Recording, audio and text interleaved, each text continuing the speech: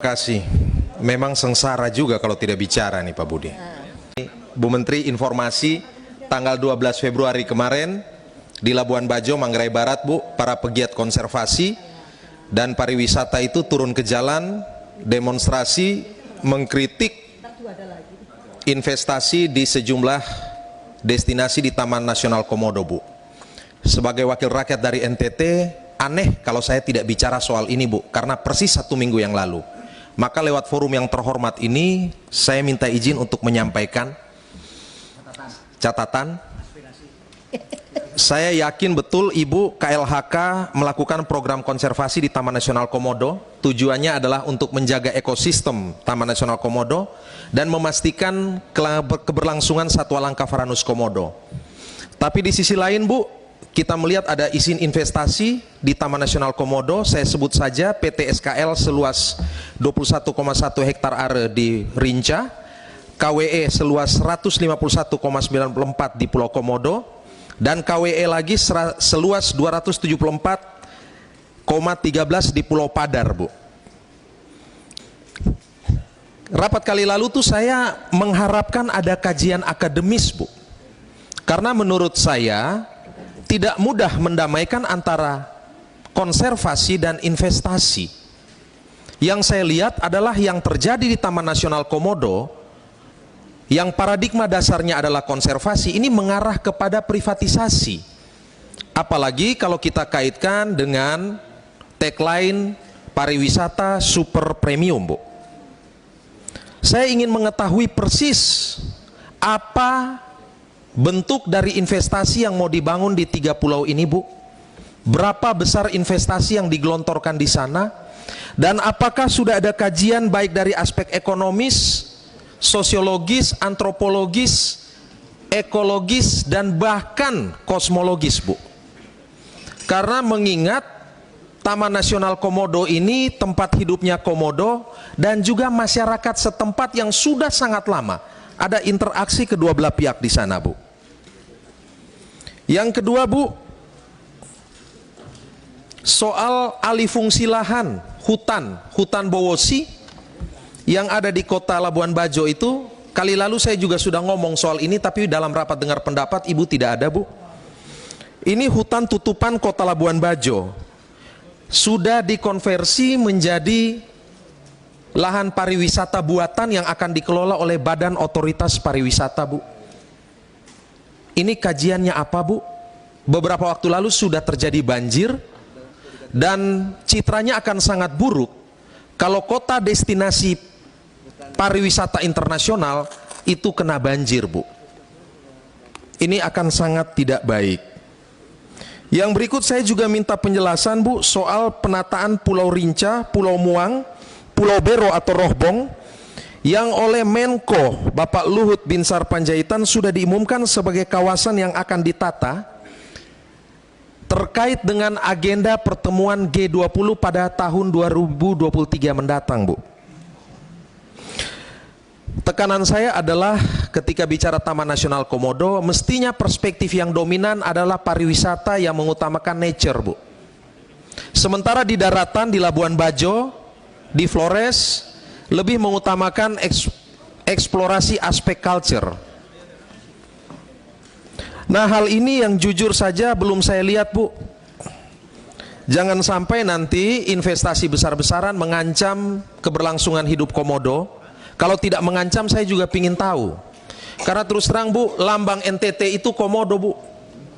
Lambang NTT itu komodo, Bu. Itu identitas kami. Hari ini saya sengaja pakai tenunan NTT dari Manggarai Barat, Bu. Karena memang saya mau berjuang soal ini.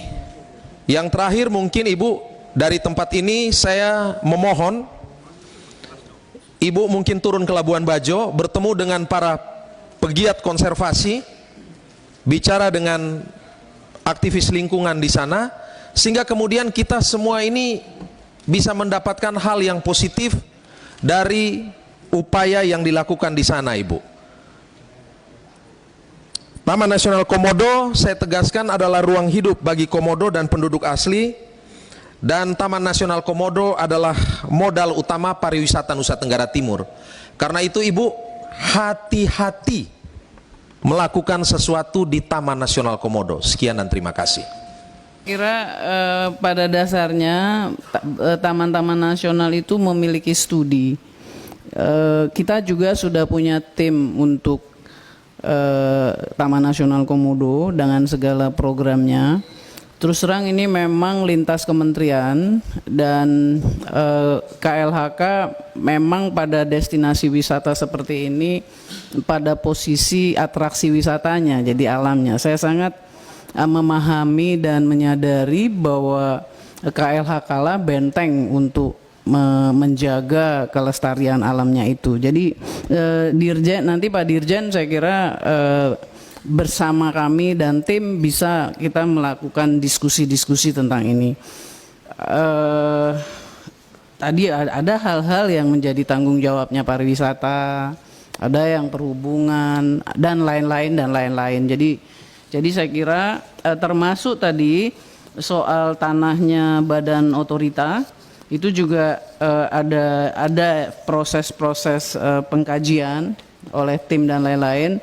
Jadi pada dasarnya kajian itu seperti tadi disampaikan oleh yang terhormat Pak Daruri, ada otoritas saintifiknya, ada otoritas manajemennya. Jadi nanti saya kira bisa, pertama saya akan siapkan jawabannya yang tertulis, yang kedua nanti kita lihat apabila perlu dilakukan diskusi-diskusi. Selanjutnya berkaitan dengan situs Ciwiburui, kemudian usulan untuk menjadi taman nasional atau cagar alam itu saya kira nanti Pak Dirjen ya, Pak Wiratno kita akan lihat.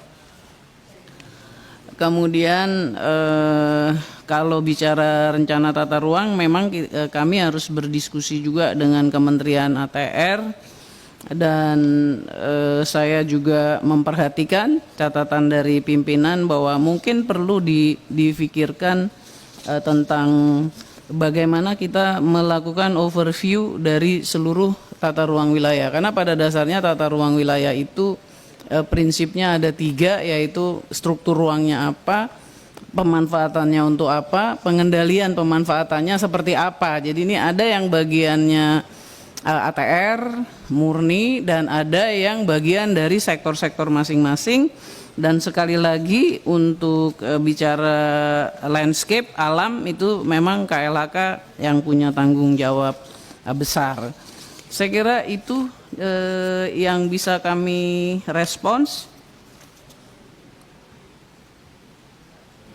Lain-lain nanti kami siapkan secara keseluruhan tertulis. Demikian pimpinan dan Ibu dan Bapak anggota yang kami hormati. Terima kasih atas dukungan dan berbagai catatan. Pimpinan mohon maaf Pak Budi. Ya. Ibu, terima kasih penjelasan Ibu.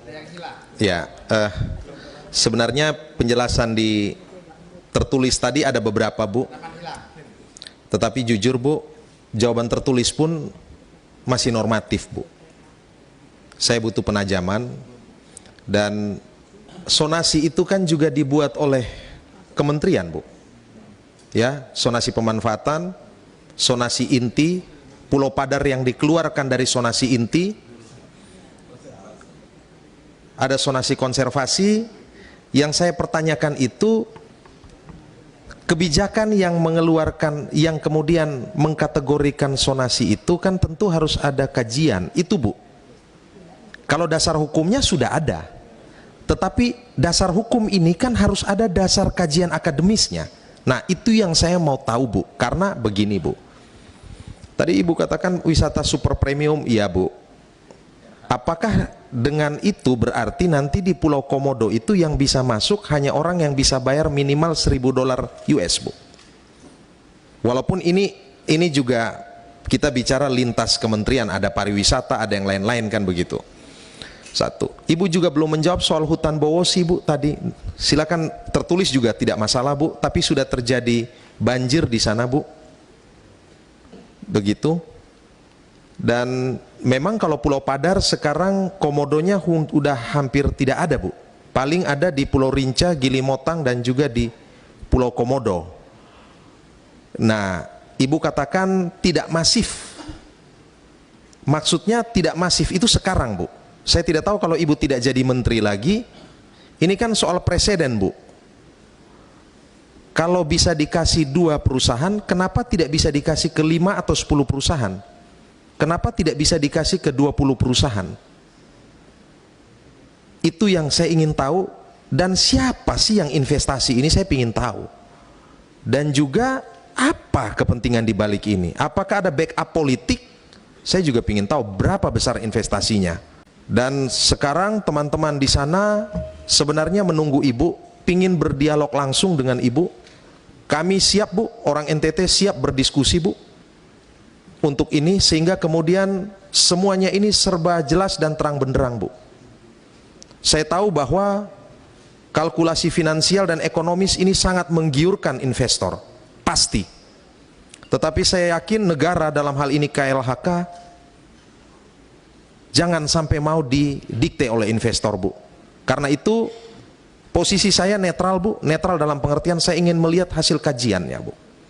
Bukan melihat peraturannya, Bu. Peraturan harus lahir dari kajian. Itu yang saya mau lihat, Bu. Terima kasih.